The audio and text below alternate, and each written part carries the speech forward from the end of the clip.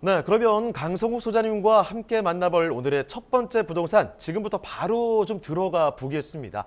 말씀을 전해주셨던 대로 오늘은요, 경매 물건의 사례 분석을 좀 도와드리도록 할 텐데, 첫 번째로 들여다볼 사례는요, 경기도 구리입니다. 구리시 수택동에 위치한 아파트의 사례를 좀 살펴보도록 하죠. 자, 그러면 어떤 사례인지 소장님 자세히 설명 좀 부탁드립니다. 네, 자세히 말씀을 드리도록 하겠습니다. 화면을 통해서 조금 말씀을 드리도록 하겠습니다. 일단은 이제 제가 경매에 대한 내용들을 조금 말씀드리는 이제 이유 자체는 일단 경매를 통해서 일단 가격 자체도 좀 싸게 살 수 있고요. 그 지역의 변화를 통해서 가치가 본질적으로 올라가느냐. 경매 이제 두 가지를 크게 분석하셔야 되는데요. 첫 번째는 이제 가치 분석이 굉장히 중요하고요.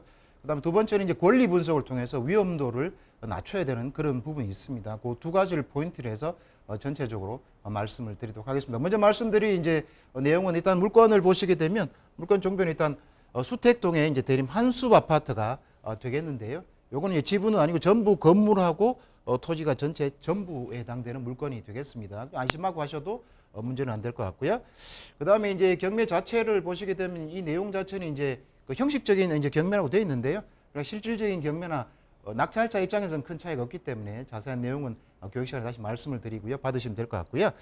그다음에 전체적인 이제 대지권이 이제 굉장히 이제 중요합니다. 대지권 같은 경우는 이제 29.05제곱미터로 뭐 한 9평, 9.5평 정도 되는 그런 대지 지분을 가진 아파트라고 보시면 되겠고요. 감정가가 이제 5억 7,200만 원 정도 되어 있는데요.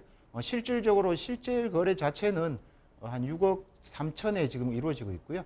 호가는 한 6억 5천에 6억 8천까지 나와 있기 때문에 낙찰을 받은 사례를 보시게 되면 5억 7천 정도 감정까지만 낙찰이 실제로 된 사례를 보더라도 한 5천 정도는 싸게 구입하신 그런 케이스가 되겠습니다.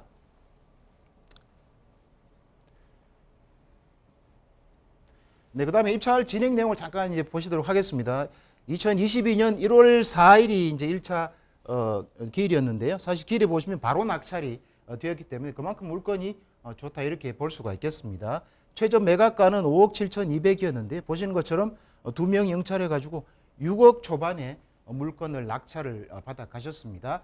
받아가셨는데요. 말씀드린 것처럼 기본적으로 한 6억 5천 정도 내외에서 지금 호가가 형성이 되어 있기 때문에 5천만 원 정도 싸게 샀다 이렇게 말씀을 드릴 수 있겠습니다. 낙찰된 물건이고요. 물건 현황에 대해서 조금 더 이제 상세히 보시게 되면 기본적으로 3종 일반 주거 지역이기 때문에 우리가 이제 아파트가 들어가는 지역이다. 이렇게 보시면 되겠고요. 이 물건 자체는 지금 한 27년 정도 된 구축 아파트가 되겠습니다. 이제 저 27년 됐다는 이야기는 3년만 더 있으면 재건축이 가능한 물건이기 때문에 그 한 3년 정도를 어쨌든 가지고 계시고 임대를 주면 재건축에 관련 사항이 진행이 되면 이 물건은 다시 가치가 올라갈 수 있는 여지가 충분히 있다. 이렇게 보시면 되겠습니다. 그 중에 이제 중요한 것이 사실은 이제 저희가 용적률을 이제 보셔야 되는데요. 용적률이 한 200% 정도 됩니다. 보통 아파트 같으면 많이 지면 용적률이 한 300%까지 되기 때문에 어느 정도 고층으로 올릴 수 있는 여력도 충분하니까 그렇게 따른다 그러면 향후의 가치성이 충분히 있다 이렇게 보시면 될 것 같고요. 이 지역은 특히나 이제 토지거래 허가구역으로 되어 있기 때문에 일반 매매를 하시려면 실입주밖에 매매를 할 수가 없는 상황인데요. 경매 같으면 이제 토지거래 허가구역에 대한 규제를 적용을 받지 않습니다. 그렇기 때문에 자유롭게 경매를 받으셔도 괜찮은 물건이다 이렇게 말씀을 드릴 수 있겠습니다. 그다음 전체적인 내용이 나와 있는데요. 내용 중에서 뭐 특히 보실 내용 자체는 여기 나와 있는 것처럼 방 2개의 욕실, 거실로 되어 있는 것이다 이렇게 볼 수가 있겠습니다. 전체적인 현황 자체는 굉장히 이제 입지도 뭐 좋고요.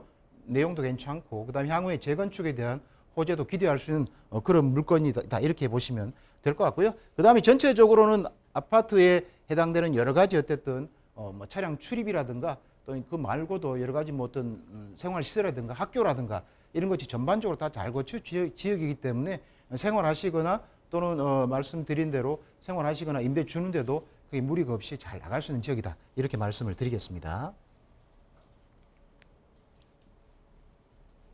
네, 그다음에 이제 중요한 것이 이제 그 경매 물건 같은 경우는 이제 법원에서 우리가 가서 입찰을 받아야 되기 때문에 이제 권리 분석이 상당히 중요한데요. 권리 분석을 하시는 때 제일 첫 번째로 하셔야 될 것이 이제 말소 기준 권리를 찾게 되는데요. 사실 이 물건 같은 경우는 크게 뭐 말소 기준 권리를 찾을 필요가 없습니다. 걸려있는 권리들이 보시는 것처럼 거의 지금 없습니다. 소유권 내용하고 경매가 진행되는 내용밖에 없기 때문에 권리에 대한 내용은 하자는 거의 없다고 보시면 될 것 같고요. 이런 경우에 있어서는 이제 말소 기준 권리를 이제 찾는 방법은 가장 쉽게는 근저당이나 뭐 가압류 중에서 가장 최선순위를 찾으시면 됩니다. 찾으셔가지고 그 권리를 중심으로 해서 그 권리를 포함해서 뒤에 있는 권리들은 다 말소된다. 이렇게 일단 이해를 하시면 가장 좋겠고요.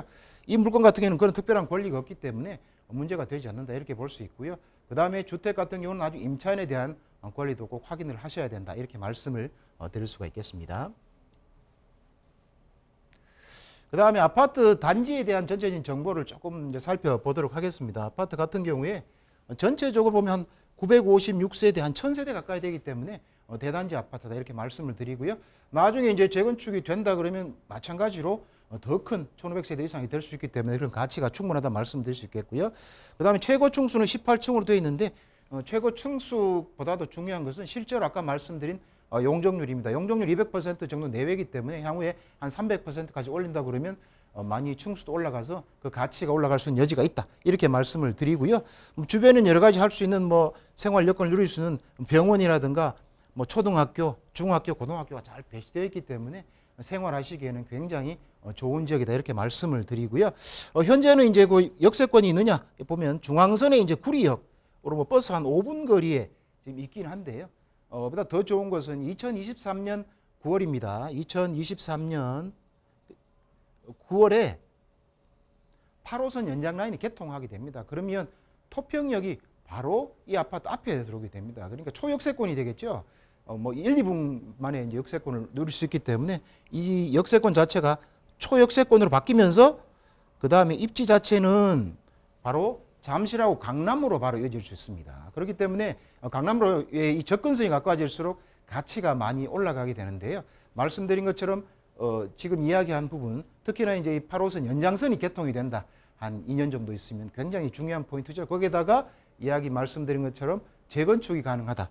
나와 있는 것처럼 이 사용 승인일이 있습니다. 1995년 8월이기 때문에 한 27년 정도 된 아파트니까 두 가지 포인트로 보시면 이 아파트는 대단지에 더 큰 대단지가 되면서 초역세권이 되면서 주변에 여러 가지 또 신시가지 형태로 재개발들도 많이 진행되고 있기 때문에 새롭게 변화하는 도시다. 이렇게 보시면 그 가치는 충분히 이해하실 있으시라 생각이 되고요. 그다음 입지에 대한 분석을 뭐 조금 이제 살펴보도록 하면 기본적으로 이제 지금 나와 있지만 여기가 이제 잠실 강동구 요거 잠실 쪽이 되겠는데요. 8호선의 암사역이 이렇게 해서 여기 올라오게 됩니다. 그래서 지금 본 아파트가 있는데요. 아파트 바로 앞에 여기 토평역이 들어가게 됩니다. 그래서 바로 초역세권이 지금 됩니다. 말씀드린 것처럼 구리역도 상부에 있지만 위쪽에 있지만 더 가까운 강남으로 접근하는 여기 들어오기 때문에 이 물건의 가치는 올라갈 수밖에 없다. 이렇게 기본적으로 말씀을 드리고요. 2년에 있으면 여기 만들어지니까요.